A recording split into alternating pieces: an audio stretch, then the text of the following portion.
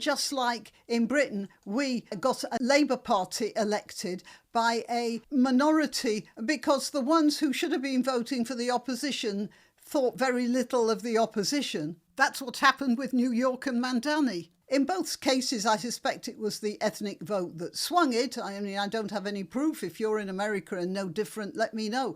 But it's something that democracies now have to start thinking about. In the old days, the voting blocks would happen in factory towns where they'd all vote for a party they saw as the party that would do them the most good. That's all gone now. Now we're getting ethnic blocs who vote simply because they're part of a bloc, and they're voting even against their own interests.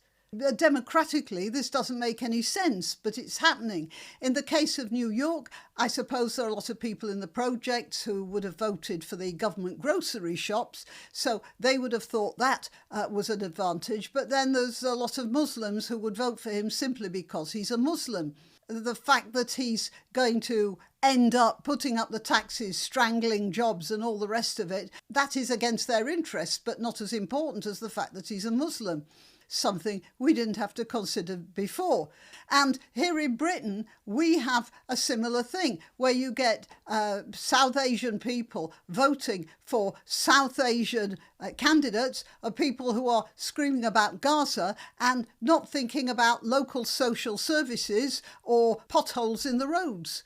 So they're voting against their own interests mostly, but they want to do it because the candidate they're voting in is a Muslim. And at first, this looks like they're voting against their own interests, as I said. But it isn't, because their interest is in increasing the influence or the rule of Islam. So the more people they vote in who are Muslims, the closer they are to voting in a Muslim theocracy. And that's more important to them than potholes in the roads, as you will see from any country that is mostly Muslim. Their public services are rubbish. Their legal system is rubbish. Their grasp on individual rights is rubbish. But the caliphate is that bit closer, so everything else is unimportant. And that is something that we here in the democratic West do not seem to be paying enough attention to recently.